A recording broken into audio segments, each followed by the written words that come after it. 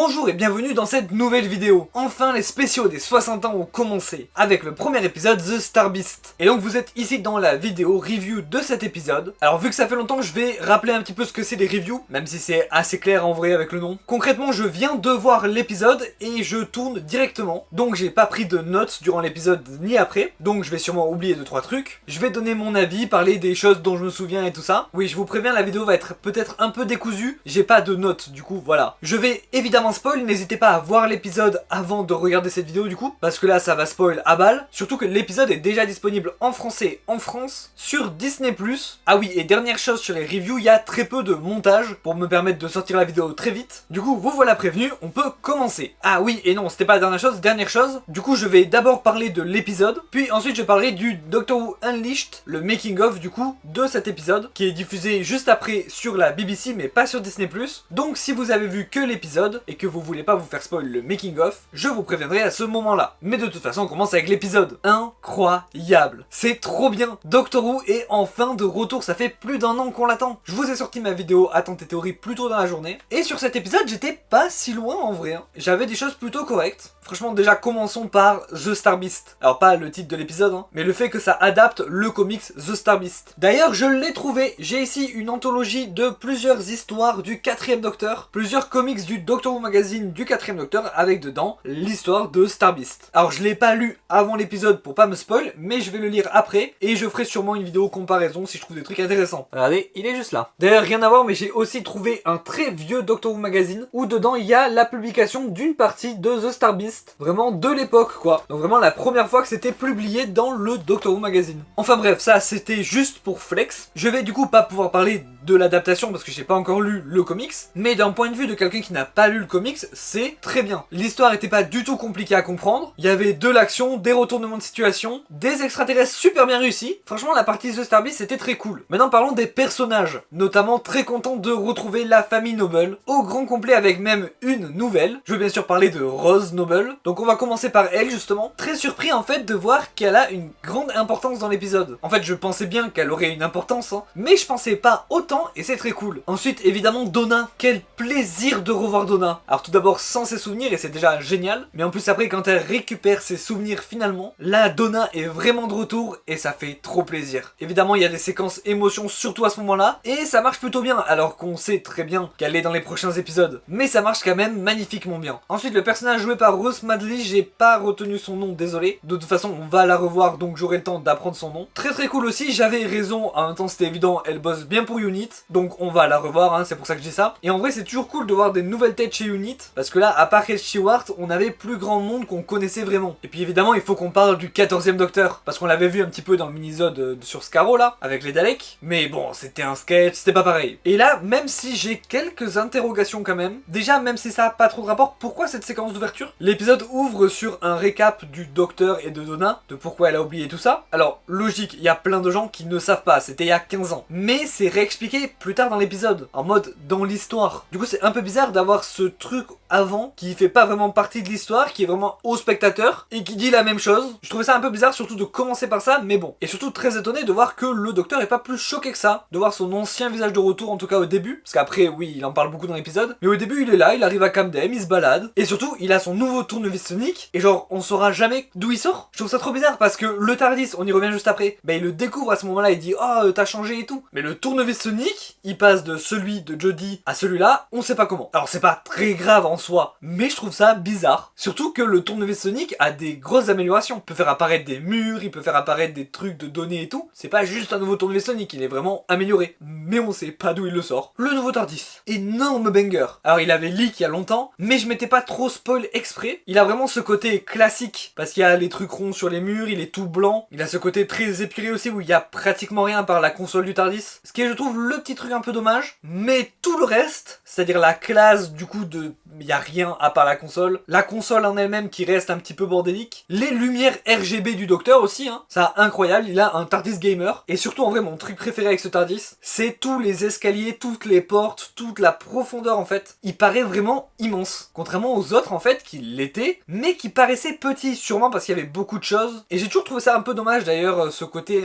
très renfermé du TARDIS. Ce que ce TARDIS n'a plus du tout et c'est incroyable. Franchement je le dis, il nous faut un épisode dans le TARDIS. TARDIS comme Voyage au centre du TARDIS, mais encore mieux, et surtout dans ce TARDIS qui a l'air immense. Alors après, est-ce que ce TARDIS c'est que pour le 14e ou ça sera aussi celui du 15e? En vrai, je pense que ça sera aussi celui du 15e, parce que contrairement au Tournevis Sonic qui a un morceau de plein de trucs pour les 60 ans, là c'est juste un rappel des classiques, mais c'est pas un morceau de tous les TARDIS et tout, donc je pense que c'est fait pour durer, mais j'en sais rien en vrai. Après sinon j'ai beaucoup aimé les mentions de Wilf, et a priori on va le voir dans les prochains épisodes, dans le 3e même a priori, et j'ai vraiment hâte de ça. Sinon qu'est-ce que je peux dire d'autre? Qu'est-ce que j'ai oublié? Sûrement beaucoup, il y avait pas mal de choses dans l'épisode. Ah oui, quand le MIP s'en va, il dit la fameuse phrase cryptique: les créatures à deux cœurs c'est assez rare, attendez que je dise au boss. Alors le boss, là comme ça je dirais évidemment que c'est le Toymaker, ça me semble évident. Après peut-être c'est déjà une phrase qu'il disait dans le comics, du coup je l'ai pas lu, mais franchement je pense que c'est vraiment le Toymaker, ce qui voudrait dire que Mip de Mip travaille entre guillemets pour le Toymaker, donc c'est bien, ça fait un peu de teasing, voilà, c'est ce que j'attendais justement dans mes attentes. Par contre le deuxième épisode, c'est un accident que Donna a renversé le café, ce qui les a amenés très très loin. Donc est-ce que là-bas aussi ils vont rencontrer un sbire du Toymaker? En vrai c'est possible, et je pense peut-être même qu'on pourrait voir le Toymaker dans le prochain épisode, genre en termes de teasing. En tout cas il faut se dire que cet épisode était très bien, mais comme je l'avais dit dans mes théories et attentes, très sur les retrouvailles Donna Docteur, la vie de famille de Donna, on pose les bases, on est là, on se retrouve, Doctor Who est de retour, c'est le début des 60 ans, mais à mon avis on n'arrive pas au niveau de ce que vont être Wild Blue Yonder et The Giggle les deux prochains épisodes. C'est ça qui est fou, le premier épisode était déjà génial, mais les deux prochains devraient l'être encore plus. Et j'ai trop hâte en fait, je ne peux plus attendre, il faut qu'on soit le 2 décembre. Surtout que le prochain c'est Wild Blue Yonder, l'épisode où on sait rien. D'ailleurs en parlant de rien savoir, tous les plans à la fin où ils sont séparés dans le vaisseau et où il est obligé de lui redonner sa mémoire et tout, et ben tout ça, moi j'étais persuadé que ça se passait dans Wild Blue Yonder. De même que la substance un peu bleu-violette qui contrôle les gardes de unit, pareil, ça je pensais que c'était Wild Blue Yonder. Ce qui veut dire que de tous les clips, de tous les moments des bandes annonces que je pensais être dans Wild Blue Yonder, ben il y en a encore moins. Donc je sais encore moins de trucs sur cet épisode. Et ça, c'est génial. Et surtout, il est où le prochainement? Ah oui, j'ai pas parlé du générique, on en parle juste après. Mais normalement, à la fin des épisodes de Doctor Who, il y a un prochainement. Alors là, moi je l'ai regardé sur Disney+, parce que j'étais pas là au moment de la diffusion sur la BBC. Du coup, vu que je l'ai regardé après, je l'ai regardé sur Disney+ directement. Donc je me suis dit, bon, bah sur Disney+, on n'a pas le prochainement, tant pis, je vais aller voir sur la BBC. Et sur la BBC, je l'ai pas vu non plus. Alors après, j'ai passé avec la souris, j'ai pas revu tout l'épisode, donc peut-être je l'ai loupé, n'hésitez pas à me dire en commentaire. Mais du coup, après, j'ai regardé le Doctor Who Unleashed, et à la fin du Doctor Who Unleashed, il n'y a pas un prochainement, mais une petite scénette du prochain épisode. Est-ce que c'est ça le prochainement? Ou est-ce qu'il n'y a pas de prochainement juste parce que c'est les 60 ans et qu'ils veulent pas spoil? C'est possible aussi. Est-ce la fin du prochainement? Franchement, beaucoup de questions. Après, mieux on en sait sur Wild Blue Yonder, mieux c'est, mais c'est très étrange. Alors parlons du générique juste avant de parler d'un peu de Unleashed, j'ai pas grand chose à dire de toute façon sur Unleashed. Le générique était incroyable. En fait, je m'attendais vraiment à ce qu'on ait juste un remake du générique de 2005, avec juste le nouveau logo et la nouvelle musique. Mais pas du tout, enfin si, c'est plus ou moins un remake, mais un remake vraiment bien fait quoi. Il est génial ce générique. Le générique de fin l'est tout autant. C'est